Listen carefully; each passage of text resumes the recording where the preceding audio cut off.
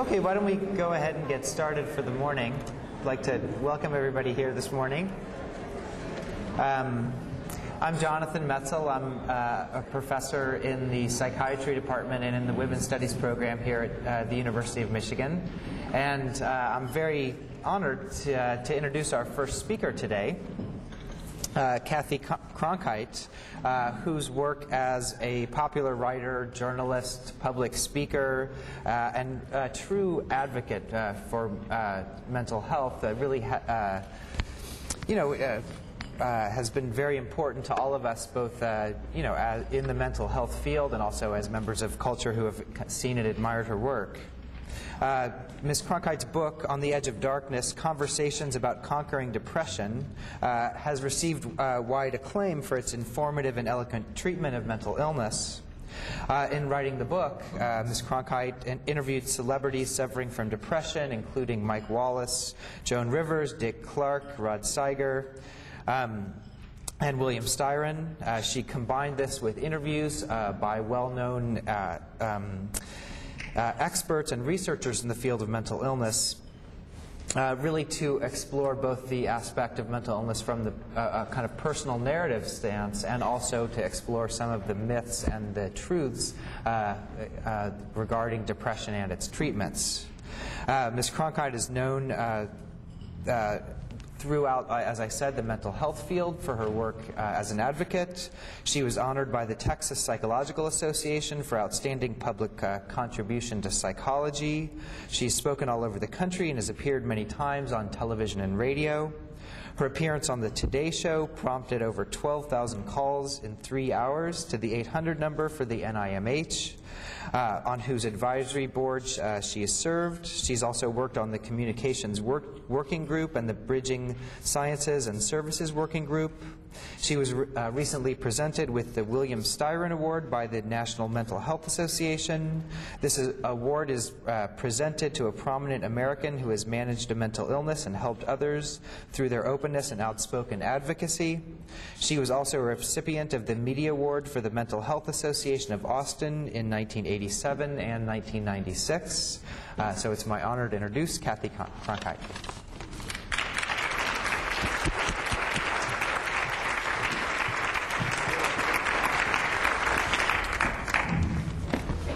Good morning. Good morning. I'm kind of glad I'm a little further away, because I'm sure I have berries between my teeth and powder all over my chin. Not the snacks, so that doesn't matter. I find myself a little nervous this morning, and I have to tell you that I speak all over the continent to thousands of people at a time, and to psychiatrists and all sorts of lawyers and all kinds of legislators, all kinds of people. But I don't very often speak to college students. And how many of you were actually current college students? Oh, that's not so bad. But the reason is that it's so important. And I so want to be sure that what I have to say is heard. We've heard so much this weekend, and those of you who were here yesterday, so much really inspiring work and ideas about depression in college age. If you heard John Graydon speak, you know that he firmly believes that depression is a real lifelong cradle-to-grave illness, and that even at a first episode you can look back and see other experiences with depression previously in your life. My experience was, I can look back and trace symptoms definitely to about 12, and there's evidence that it may have started earlier than that. But my illness, even though I saw a dozen different kinds of therapists, from Park Avenue and Beverly Hills psychiatrists to free clinic and school social workers or counselors, not to mention the general practice physicians that I saw, the OB-GYNs that I saw, the pediatricians that my children saw, any of whom could have recognized and helped. It was not until I was in my late 30s that I got the medication that I needed to make the difference. Now, we know not everybody needs medication, but we also know that most people get the most benefit from a combination of medication and therapy. And that's what it took for me.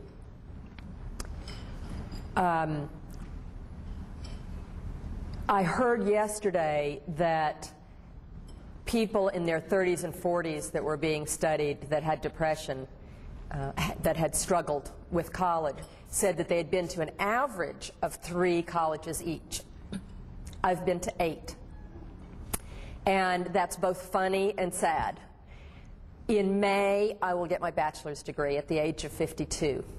And I'm very proud of myself. Thank you. It has been a long, hard road. Going to college with depression is virtually impossible. I don't know how people do it at all. Having untreated depression at all is an outrage and a tragedy in an age in which we know so much about the illness. We know that just as that there's no reason anymore to separate so-called mental illnesses from physical illnesses. We know that just as high blood pressure, cardiovascular illness, and even some cancers have lifestyle and stress components to them, so too illnesses of the brain such as depression and schizophrenia are related to biological processes in the brain. We're seeing more and more how much illnesses are both emotional, psychological, and physical, biological. And it just doesn't make any sense anymore to stigmatize one over the other. It is commonly repeated, particularly by people my age, that it was not that long ago in our lifetimes that cancer was stigmatized and not spoken about. People lost their jobs who had cancer. You know, it wasn't ever referred to by name. It was at most the big C and said in a whisper. It's astonishing to us who are living today that that could have been true then. There has been so much progress in so many areas in my lifetime. And it's wonderful, and again, it's tragic when we know so much and people are still not getting help. We know that depression, like any other illness, is an illness, is a real medical treatable illness, is an illness with specific symptoms and effective treatments. And in fact, the treatments for depression are more effective and more cost-effective than most of those other illnesses that I've mentioned, and that includes diabetes and all kinds of things. I go wild when I see telethons on television, you know, to raise millions and millions of dollars for some, you know, horrifying sounding illness, but that affects a handful of people. When depression affects, and it depends on whose number you're using, but let's say 20 million Americans, 20 million Americans, and when it can be treated relatively easily. Now, the thing about treatment for depression, of course, is that it isn't always the first time, as you can tell by my experience, that sometimes there's some trial and error. But as my great mentor and friend, Dr. John Rush, down at Southwest in Texas, says, it may be trial and error, but if you're not trying, that's the error. I'm especially inspired this morning by 2 students that I spoke to yesterday, both of whom had serious mental illnesses, both of whom were lovely, lovely people that I was delighted to get to know even just a little bit yesterday. Both of them were people who, in spite of their illnesses, were soldiering on with their classes and their jobs and other things. If you have a life-threatening illness, you have to put yourself first. You have to take care of yourself. You have to get treatment and care. If you have a serious illness or depression, you have to get medicine. These are things you have to do or die. Untreated depression kills at least 15%, or up to 15%, excuse me, of people who have depression and don't have, not just don't have treatment, but don't have adequate treatment. 15% of people die by their own hand. And it doesn't have to happen. We have such an arsenal of therapies. We know that cognitive behavioral therapy is very effective with depression. We have dozens and dozens of medications. People can usually name 2 or 3. And if they're seeing a family physician or a non-psychiatrist or even a I can never say that word, psychiatrist who specializes in medication,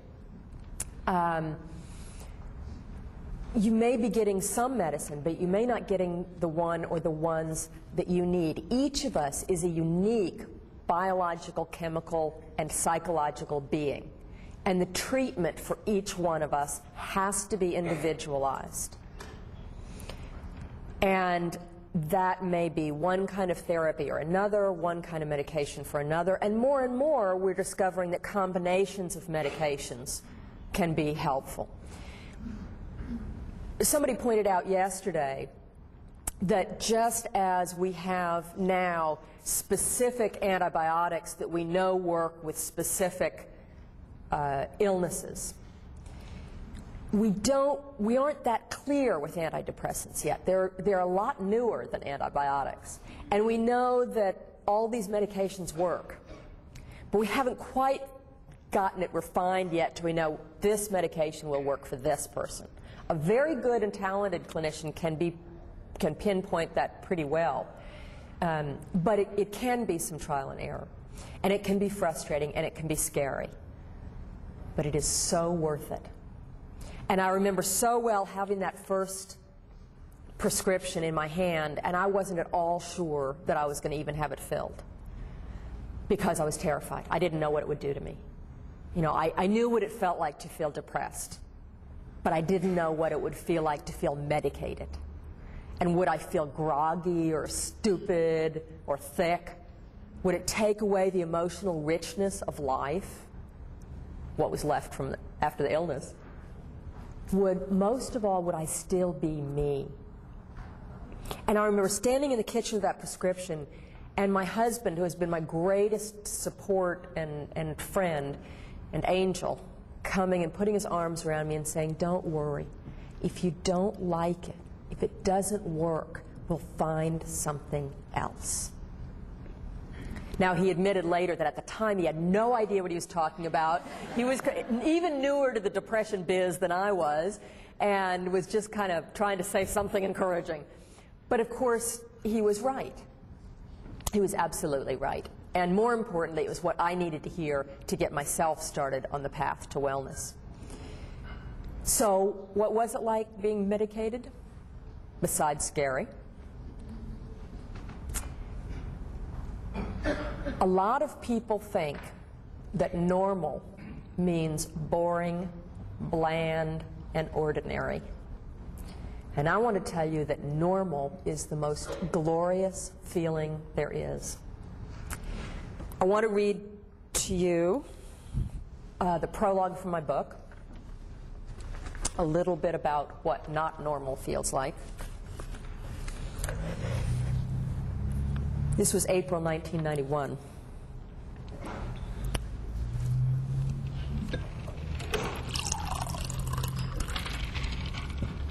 I'm a great talker. I could stand up here and talk for hours. I really want to try to remember to leave a little time for questions.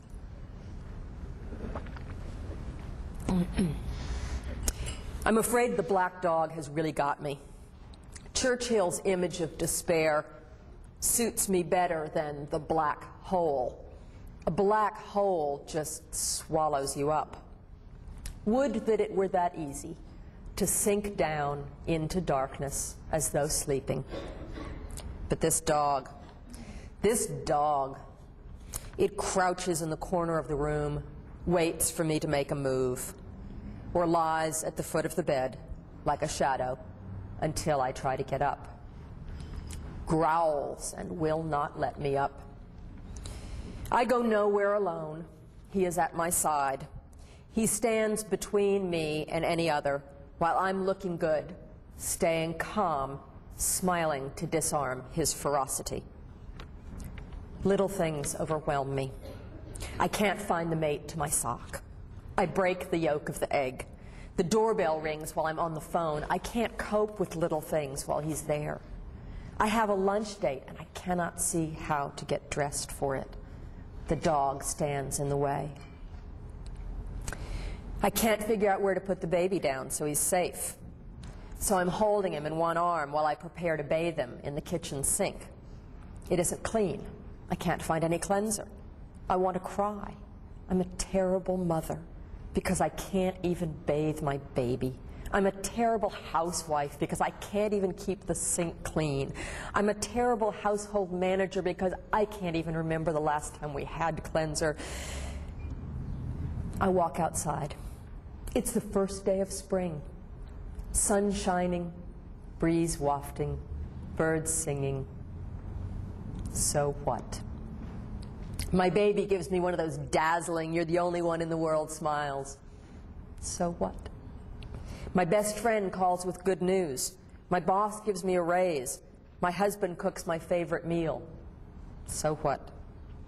None of it touches me. Nothing makes me smile. I'm one beat off, one step removed from all around me. I don't shower, brush my hair, or make the bed. I wear the same clothes night and day. I cancel appointments or just don't show up. I call in sick to work. I don't answer the phone. It's too much work to put on a game face and sound normal, although I'm very good at it up to a point. Sometimes I actually feel ill, or just off, or chilled, and curling up under all the covers with my softest, snuggliest jammies on doesn't help. There are things that should be important, things I need to do, pay bills, attend a business dinner, or a child's school play. But I can't. The simplest decisions are overwhelming and reduce me to tears. How much to tip? What to buy for dinner? And when I drive, the dog rides along, and I think, if I just turn the wheel now, it would all be over. I pass the crystal shelf and see myself shattering the precious glass and running a shard across my wrist. The dog and I stand a moment too long in front of the cabinet, staring at the Drano, while I think, I wonder what would happen if I drank it. Although I am no longer suicidal, as I write this, the weight is still on my shoulders, the stone sits in my stomach, my face wears a tight mask. I don't give in to it. I keep myself moving, the battle invisible even to those closest to me. But now at least I know what's dogging me. I know this will not last. I am not going to die. I am not going to feel this way forever. The world is not crumbling. I am not crazy or bad or lacking in faith or in discipline. I have a disease. It's called depression. I was thinking, as I was reading that, about what that experience was like, but when I was in college. I dropped in and out of college a lot. I think I only got into college to begin with because my father pulled some strings. I was a terrible student. My depression was very cyclical, fall and spring. So at the beginning of the school year and the semester, when you're getting all the information you need to make a successful year or semester, and you're trying to get everything organized to do this thing, your thinking is off, you can't concentrate, you can't carry on the thread of a conversation, you can't organize, you can barely get up out of bed to make it to these classes. Heaven forbid, meet the teachers, which those of us who learn to navigate the system know is really important. Make yourself an individual with your teachers right off the bat. Be friendly and smiling. No way. The first semester I went to college was in Arizona, and I spent several weeks of the first month or two curled up in the knee hole of my desk in my room. My semi-roommate, we had this sort of thin wall where they had actually made a double into two sort of singles, left me alone and brought food and put it at my door.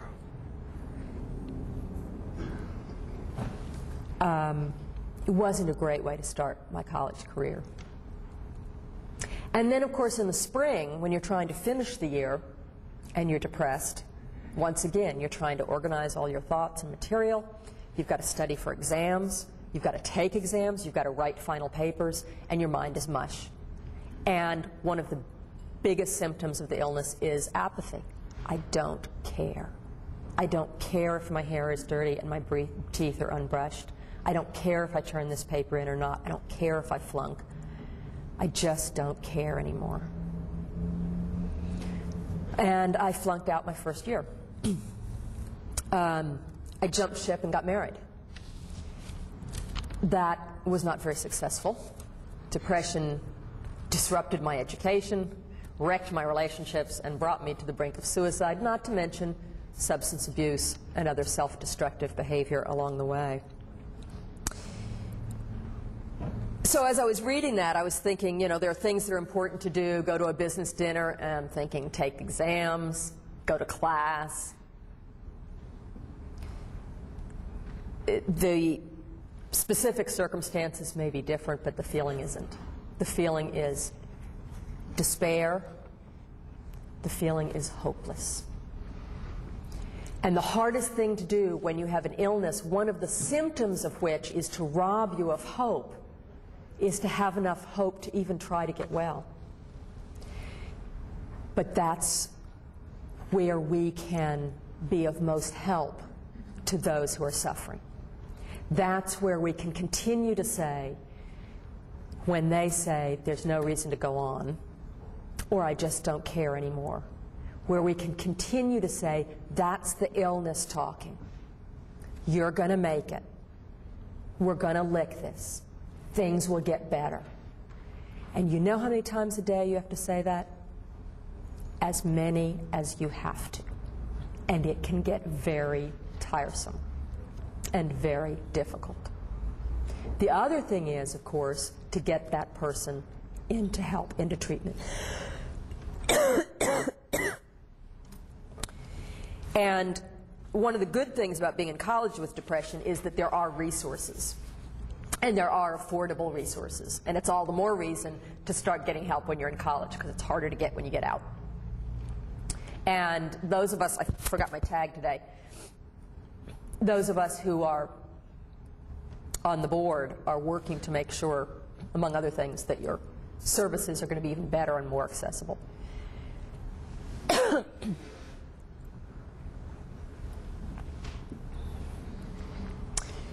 So, treat it, defeat it. That's the message. If you think you need help, you probably do. And the main thing is, this is a real, treatable illness. It's not all in your mind. It's all in your brain, maybe, but it's not all in your mind. And there is no more reason to keep from getting help for depression than there is to keep from getting help for pneumonia. It's not your fault, any more than having pneumonia is. And the problem with stigma is not just that it hurts people's feelings. A lot of times we think of stigma as sort of having names called and things. It's not that. It's that it keeps people from getting help. Now, if I have one thing I want you to remember, get help. Get help. Get help. I've talked too long, but I think I'm going to take a few questions anyway. I'm just missing a board meeting. What the heck? No, I'll be right there, I promise. But if there are any questions, I would like to know what you all want to know. And there isn't anything you can't ask. There are some things I may not answer, but there isn't anything you can't ask. Yes, ma'am?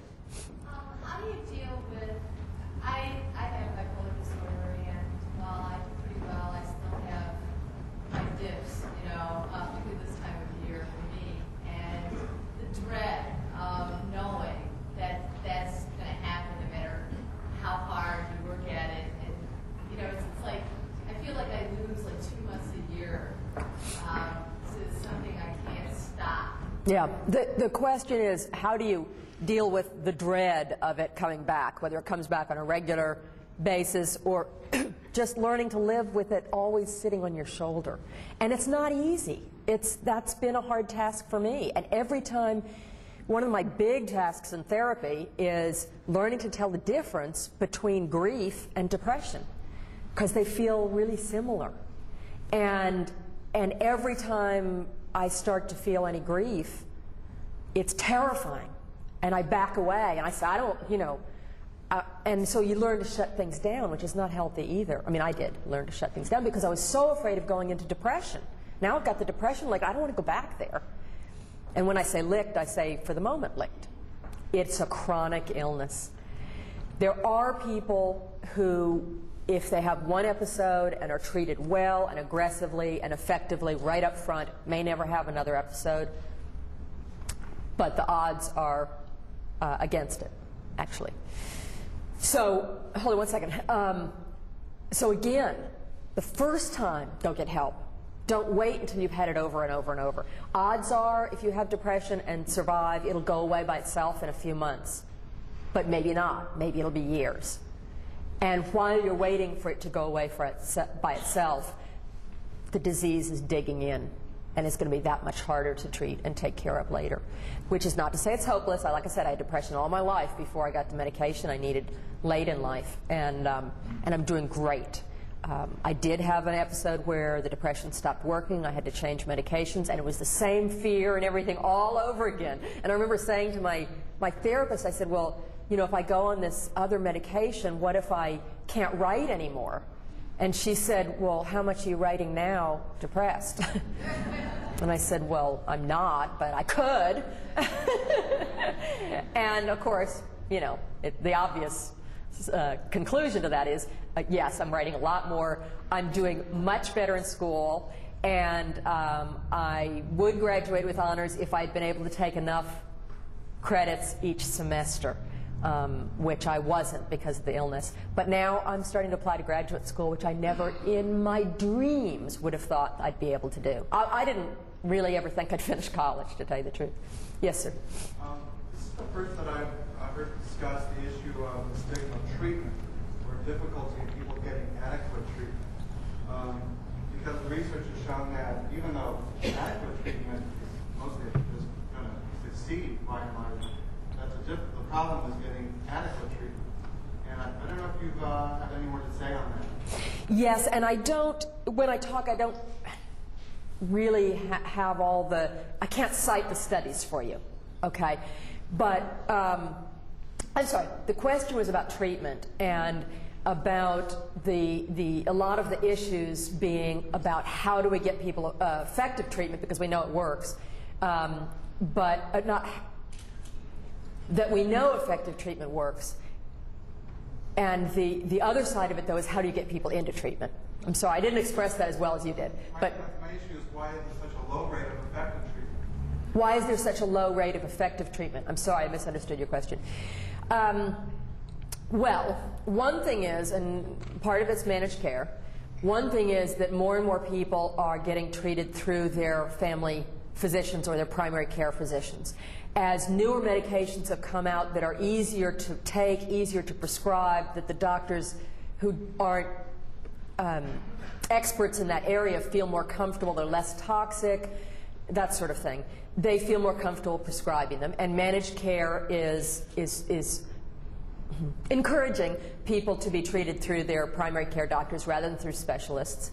And so a lot of people are being treated by people who really aren't adequately prepared to treat effectively. Now, people with mild depression, people with easy to treat depression, people with uncomplicated depression can probably be treated pretty well through their family physician, or maybe. Sorry, I have so many different thoughts and feelings about that. It's hard to summarize in the time I've got. And the fact of the matter is that whether you're talking about car mechanics or runners or students or teachers or doctors, there's a small percentage of people who are really good and really qualified at what they do. And the trick is in finding one of those. In the back. Yes, you. In addition, as for student services personnel on a college campus, what are some things that you can suggest in addition to mental health and Do you know what? Could you stand up or speak up or something? I can't quite. for student services personnel on a college campus who aren't in a strict counseling relationship with a student, what are some additional things that you can suggest that they do in addition to instilling, or we do in addition to instilling hope and making good referrals for students that we notice are probably going through some part of depression? Well, I think the question is, how can student services who are not directly involved in counseling help student services personnel help students with depression, other than instilling hope and giving good referrals? That's a really good start. That's a lot. I would say one of the things that is most helpful for people with depression, and I don't know whether student services personnel are able to do this or not, but somebody, there's got to be somebody on some level, whether it's a counselor, whether it's student services, whether it's self-help groups, whether it's a roommate or a parent or a friend, there's got to be somebody who will check in at least once a week and say, how are you doing? Are you following your treatment plan? Because that's hard to do. Are you seeing your counselor? Are you taking your medication? Are you getting your work done? Are you going out and seeing people? And kind of help them think through some of the things that they should be doing to help take care of themselves. One of the things I have to make myself do, because we all have busy lives, whether we're students or teachers or public speakers or whatever we are, is I have to make myself make lunch dates with friends. And it's so important.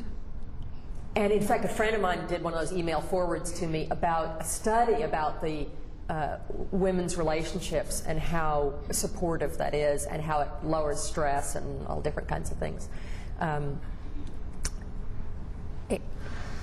So I think you're already doing a lot. If that piece can be added, if that person doesn't have another person to do that, I don't know if that's within whether you're available to do that kind of thing or not, but that would be really invaluable. And there are a lot of materials out there of guidance of how to do that. Here are some questions or to support you in just a brief conversation of how that works. I really am out of time, and I'm horribly sorry that I am, but I'm so excited about the work I'm going to be doing on the Depression Initiative and the Depression Center that I don't want to be too late to my first board meeting.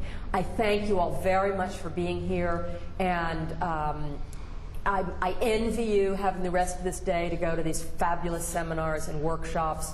I adore every one of you that I've met, and I'm in awe of how Lynn and Sarah and Nicole and Elliot and everybody have made this run so smoothly and so made it such a pleasure and a joy for me, and I want to thank them. And thank you, Jonathan, of course, for your introduction, and thank you all for taking the time, making the effort, and caring enough to be here.